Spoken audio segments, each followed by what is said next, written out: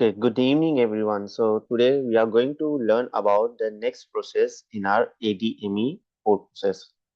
So today we are going to learn about distribution, the process of distribution after absorption of a drug happens. So what is distribution? So when we take the drug, when we administer the drug orally, let's say, and it goes to our stomach or intestine and gets absorbed. So what happens in absorption is simply like your drug is in your stomach and it transfer into your blood, where in your plasma, where you have plasma cells, protein binding cells or drug carriers, blood cells, different blood cells, and this plasma through your blood vessels flows all over your body. With it, it takes your drug that you have taken or administered, absorbed, and distributes it or gives it away or transports it to different parts of the body. It could be brain, heart, liver, hand, limbs, or stomach, anywhere again, like liver, to show its effect. Now, this process of transporting this drug is known as distribution. Simply, you are distributing the drug. You got everything. Now you're distributing it like parcels, like Uber delivery guys. Okay. Now there are different factors. Now, why are these factors important to understand? See what happens like whenever a company makes a drug, for example, you want to make a drug and you say like, let's make paracetamol. Okay. And why would someone buy my paracetamol against the already present one? Like Cipla is a recognized and well-reputed brand. There are other well-reputed brands. Why my paracetamol? Either your branding is good, you marketed it so well that like doctors are recommending your paracetamol. Take his paracetamol, very famous. Or your paracetamol has a different characteristic. We learned about in previous video about absorption characteristic of factors that affect absorption. You worked on that regarding your paracetamol and it absorbs better than other paracetamol. So let's say, okay, you have absorption problem. Let's give you this brand paracetamol because it absorbs better. Now, similarly, let's say distribution is a problem or you want to make it more effective. Like you want to increase the bioavailability of the drug at the end so that it shows more of effect, right? So you say, okay, let's say we'll distribute this Panadol. We'll make it in a way that it distributes well in your body. So where will you focus? You will focus on factors that affects distribution. And today we are going to learn about these factors as well. So the first one is blood flow. So ideally, what should happen if you're distributing someone, you would like want to distribute equally. Ideally, like in our school, we used to celebrate birthday, we used to distribute toffee. Everyone would get one toffee, two toffee, three, four. Like each student would get one toffee. Ideally, that should happen with blood flow, right? According to our knowledge, basic sense. But that doesn't happen. It's like blood gets more distributed to your brain, heart, liver, kidney, and less to other like adipose tissue, but cell skin. It's like brain, heart, liver, kidney are best friends, another are normal fellow students. So you're giving two trophies to everyone, like brain, heart, kidney, and one toffee, one only one to skeleton muscle, adipose tissue, or skin. So that is how blood flow happens. Much of your blood goes to brain, kidney, liver, and heart, where your blood is pumped, where your wire transformation and excretion happens, and less to skeletal muscles. It goes there, but priority is brain. Like first we will go to brain, our best friend, then we go to these things.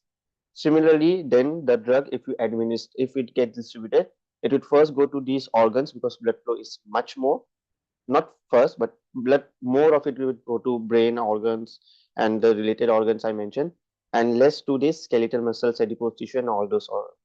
So if you're taking a drug, most of it would go to these organs and less to this, more effect to these organs, less. So more of your drug would affect the brain, would get biotransferred by the liver, would get excreted. Much of it would show its effect on your skeletal muscles, adipose tissue, or skin. Okay, so that what happens. In this example, which I've taken from Lippincot's book, it says that like if you give propofol, much of it due to blood flow actions goes to brains. Due to the propofol's other factors, drug factors, it causes lipophilic, so it transfers the drug blood-brain barrier, reaches the brain, and shows its anesthetic effects. Later, the drug gets redistributed back to blood vessels and then to skeletal muscles, adipose tissue. So, person gains conscious. So that is how it happens during blood flow distribution. The blood goes to some organ, in this, let's say some organ, it goes into that organ, depending if it's lipophilic or hydrophilic, and the organ takes and sometimes uses that drug if it needs to, or the tissues or your organs store that drug, like the carousel where we store chapatis, rotis, to be used later. It's like, okay, let's like extended release might be acting like this, that your drug reaches that tissue, it gets stored. Now we will not use all of it. Some will get redistributed again in smaller pounds to your blood, and the blood flow will again distribute this drug to other organs again. Like let's say 10, we got 20, 10 was used, 10 was stored. Again 10 got distributed, and then 10 is distributed to every organ. So that's how blood flow happens. Now the second is cell permeability. Now your blood makes your drug reaches to some organ and it gets out of the blood vessels. But that doesn't mean that it would get entered into the cells or tissues or organs of the target organ, right? So first of all, they ask before you reach, so cell has cytoplasm, then cell membrane, right? And then you get these slit junctions where the drug enters. So some organs or some organs are made up of tissues, tissues are made up of cells. So let's say cells. Some cells have big junctions, big slit junctions like this. Okay, slit junctions. Let's say this is slit junctions as shown, and some have very small ones, tiny, minute, these ones. So if a drug is this big, it will enter this slit junction, like in this example, it's liver, and will show its effect very easily. It has many ones and it can show its effect. Okay, let's go from here. Even small drugs will go here. But if the slit junction is like this small and only two is present, first of all, they're very less in number. Second, if even they are present, they are very minute that big particles cannot pass, right? So this is known as the blood-brain barrier basically. It's not the lipophilicity of a drug that means that okay, it can it includes that but not alone that. So most of the organs which can absorb big particles can absorb small particles as well, like you taking cause of the slit junctions gap big enough. But brain and there might be other organs as well which have very small slit junctions doesn't allow big particles, small particles is allowed. Yes, so they have very tight junctions so that organ like drug molecules can't pass in between, like from blood vessels to your organ, right? So this is how, like, this is one of the things that affects the distribution of drug to. This is when drug is moving out of the blood vessel. When it's going in, that's something else, but this is when it's going out of the blood vessels. Okay, now the third thing, the third effect is your protein binding of a drug. So when your drug goes into your blood vessels, it's either free, like alone, and it's going freely everywhere. It can do, and when your drug is free, either it's binded to a protein, plasma protein, or it's free. Plasma proteins are basically two. One is beta galact or carrot, something like that. Second is albumin. Albumin, the other one very less people know. But it is important to know because your albumin binds to acidic drugs, drugs that are acidic in nature, and the other one binds to drugs that are basic in nature. Both works easily. Now, when your drug enters your blood, it either will bind to the protein, plasma protein, or it wouldn't. If it wouldn't, like say it's a handcuff, if it wouldn't, it is free to go anywhere. It will distribute easily, go out or come into blood vessel, can do anything, go to any organ depending on other properties, but it's not mediated in any way or restricted in any way by those plasma proteins. But if it is bounded to that plasma protein, then it cannot do anything, then it's handcuffed. It has to go according to until unless those plasma protein releases. It's random. It might be like, oh, the drug was 10 milligram, now it's 2 milligram. Let's release 8 more milligram. Plasma protein releases 8 milligram. It can be in that sense, or it can be random. So this you cannot say. But some drug has properties that needs to be studied for individual drugs that get attached to albumin a lot or get released. If your drug gets attached to plasma proteins a lot, that means your blood is staying in the blood. Your drug is staying in the blood vessels. It's not going getting stored earlier, as I said, not getting stored in the tissues to get redistributed. It is it is in the blood only, and it can get released anytime and show its effect anytime. So it doesn't get redistributed. That's the main fact. Other factors is distribution from of drug based on the cells. Like for example, you have a drug in your plasma protein, it will first show its effect. Like let's say it get distributed into three major organs. A drug gets distributed in three major organs. First, with it needs to show the effect. Let's say, oh, I got pain. Let's have paracetamol. My muscle pain is released. That's the first part where my drug is distributed. Second, it gets distributed to liver where it's biotransfer. Some drugs are not there or not there in their active form. So I take drug, it's in inactive form, it goes to my effector cells. It doesn't shows any effect, nil, no pain gone. Let's say like that, no pain gone. But then it gets redistributed because some of it was stored or binded to albumin and goes to my liver, gets biotransformed into active form, gets redistributed to blood, comes back to affected cells, and then shows its effect. Wow. So that's how it happens. And third is kidney. Drug is gone. Go, gone. No worries. So it could be gone in inactive form, it could have gone by getting in active form, anything can happen. So this is how we measure, like this is one of the factors that where is the drug actually affecting? Is it in bio, liver, renal, kidney? How it affects you? How can it go?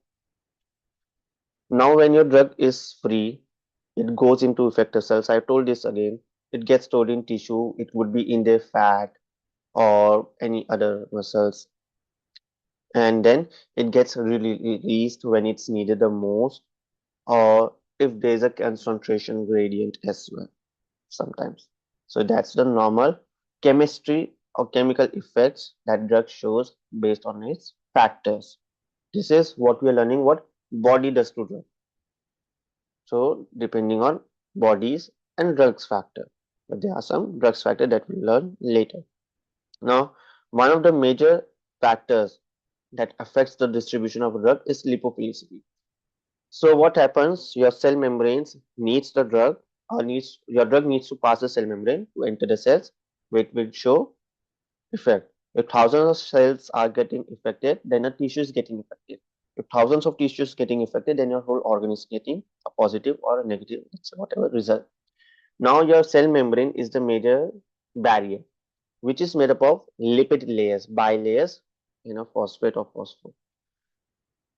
Now let's say lipid is one person and drug is either lipophilic or hydrophilic.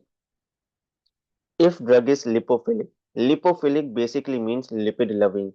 If drug is lipid loving, then in love there is no barrier. And this bilayer, this cell membrane would allow it to do anything. So here comes lipophilic drugs. Okay, I am lipid loving. Okay, pass, gone. You don't want to go, you don't go, go straight. You want to come, okay, because you are lipid loving, you go inside the cell. You are allowed, no barriers. But if you are hydrophilic, then you are water loving. You cannot be both of them, you can only be either of them, either one of them. If you're lipophilic, you are water hating. Oh, lipid loving, then they mix you water. You hate water, go. But if you're lipophilic, hydrophilic, then you hate lipid, and then there would be a barrier. It wouldn't let you pass, can't pass through. So most of always already, because our cells are made up of these lipids, most of the lipophilic drugs gets distributed well because they enter the cells.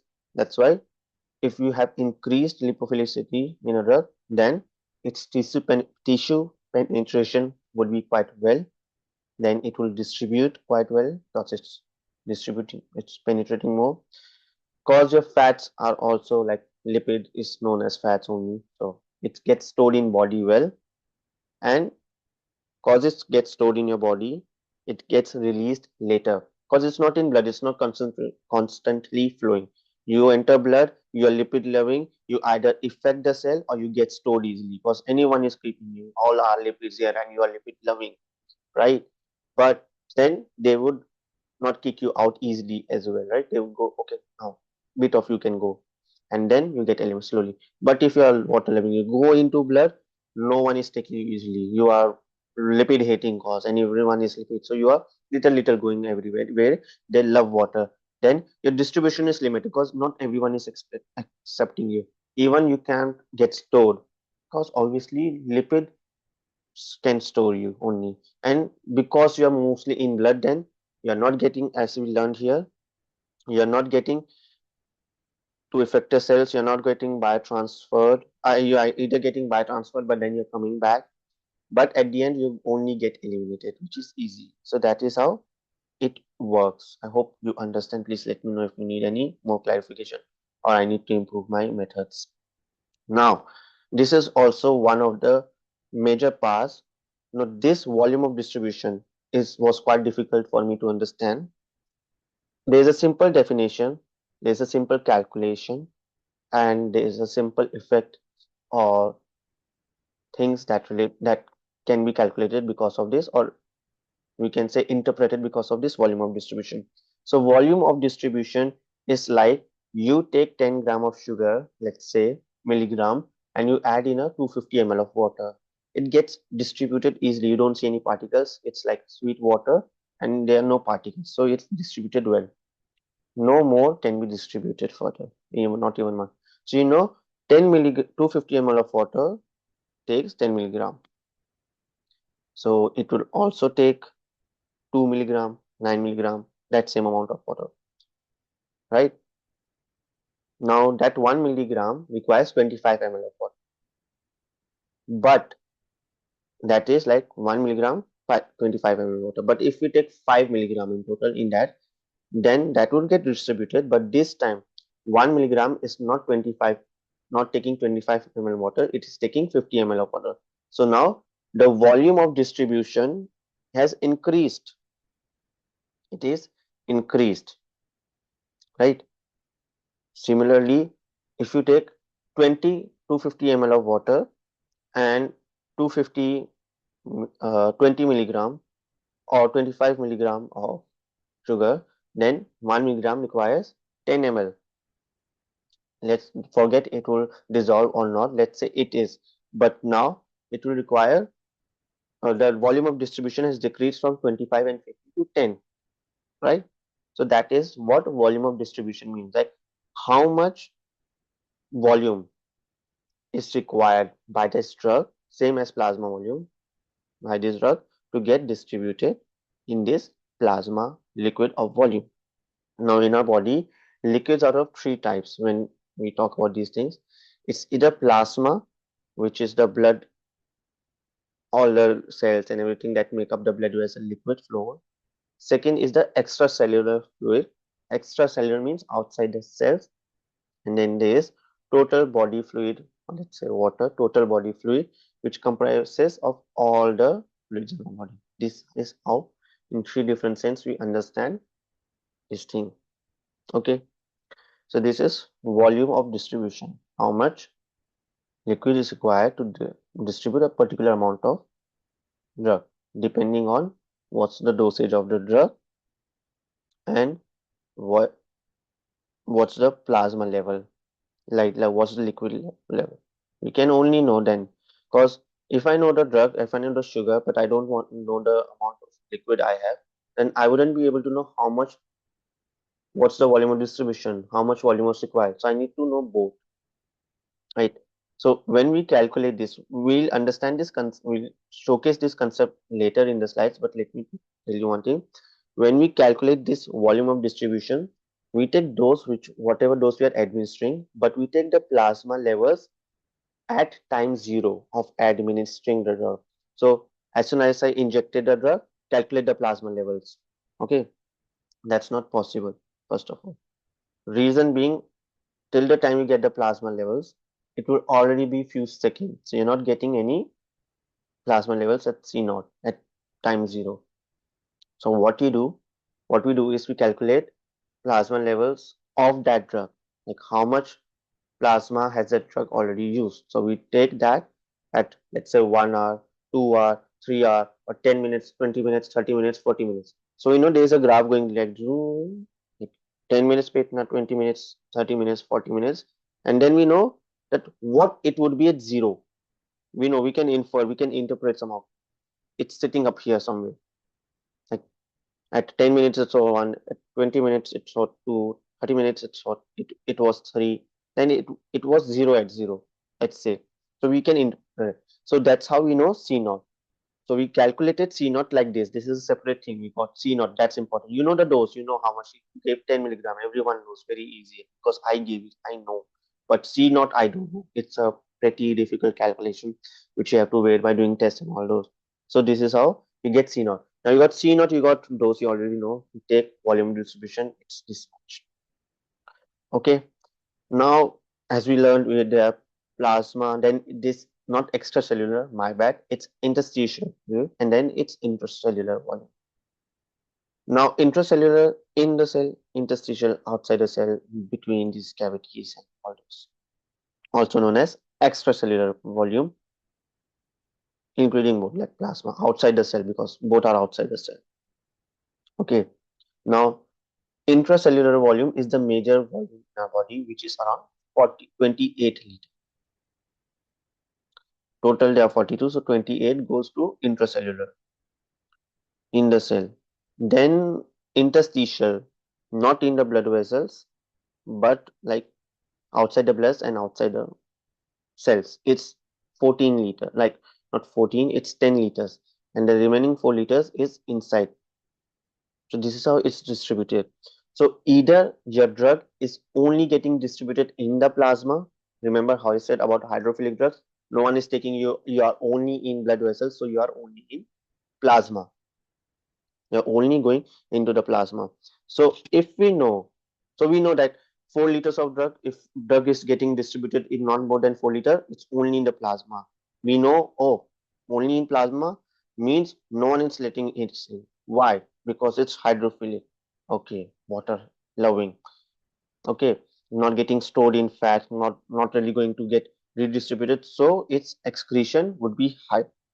Now we got to know that okay, this drug is has a volume of distribution of above 4 liter but less than 14 liter because both of them make together 14 liter, like above 0 but less than 14, because total extracellular volume is so we know that drug is lipid loving. Because this trying going to the it's not lipid loving, but it's hydrophilic, but it is able to pass that slit junctions which we talked about earlier. So we know that drug particle is low. So if it's in just 4 liters in plasma only, then it's large particles and hydrophilic. Okay, it's not able to pass through those slit junctions. But if it gets distributed in more than 4 liters, then we know that it is hydrophilic but small particles. Okay, it is hydrophilic but in small particles because it's still not getting into the cells. When it gets into the cell, the volume of distribution rises above 14 liters because now it has the total body water. So we know small particles but lipid loving. So this is how volume of distribution can tell us that what is the nature of a drug. It can tell us so much things. Okay, your drug size, particle size, your drug nature, if it's lipophilic or hydrophilic, if it's able to go through the membrane or not, if it's getting if it's going through the excretion or not. Because some patients have kidney problems, so they need dialysis. They have this bag where they get enter their contents and get refilled it again. So dialysis is a major thing. And if you take drugs, then it becomes an additional problem, and obviously you will be taking some. So how dialysis is easy when your drug is not stored in some vessel, but it's in the blood vessel. So if your drug is hydrophilic, it is able to excrete the drug because it's only in the blood vessel and surely will end up in liver or mostly in kidney. So it's getting excreted. But if it's not hydrophilic, it's lipophilic, then the whole thing getting excreted might not contain the whole drug because some of them might be stored in the tissue. right? So this is also something that volume of distribution can tell us. Also, it can tell us that, okay, if it's less than 14 liters, then it's not getting stored in our body, then everything is used. But some might still be binded to plasma proteins, all might not be. But if it's more than 14 liters, okay, some of it's in blood, some is binded to plasma protein, some has gone to tissues and stored, being stored with it. So there are a lot of things that you can interpret about a drug from such factors, right? You can see. So this is how we determine, which I talked about. You give the drug, right? Then you know the formula. This is the formula. Then you give the drug. You calculate the uh, log of plasma concentration at different time. Then you can interpret the plasma levels at time zero. Then it's a hypothetical because you're interpreting something, right? It could be anything, but you know, okay, it would be this, right? Now, if your drug has small VD, let's say what we are interpreting, right? So if your drug volume of distribution is small, then your blood is in plasma, drug is in plasma, blood, its concentration would be high in plasma. It's not being able to distribute into tissues because it's not lipid loving, it's hydrophilic. Example is heparin. But if it's your volume of distribution is high, 1 milligram in 50 ml, then your drug is going somewhere else out of blood, small particle as well. Low plasma concentration and getting into tissues because it's lipid loving, getting stored there like deoxy. Okay, so high volume of distribution, lipophilic, let's say, low in the blood. You know the barrier, 4 liter, then 14 liter, 10 more, and then below after 14, it's only lipophilic. Now, this is what we learned today. Again, let's conclude our volume of distribution. Low volume of distribution, mainly in blood, not in tissues. Mainly goes to liver or your kidney has fast amylation and short half-life. You can also interpret half-life. Okay. This drug is getting halved very fast. So that's why T half is equivalent to volume of distribution. So the lower the volume of distribution, the lower is a half, shorter is a half-life. Low. High volume of distribution, higher. Take 60 hours, 70 hours, 3 days. Okay. So if your high volume distribution is getting into brain, muscles, everything, but not to kidney or liver easily. The main part is this. If your drug stays in blood, it's going to kidney or liver easily. But if it's not, then it's getting into some organ and less into this excreting or biotransformation organs.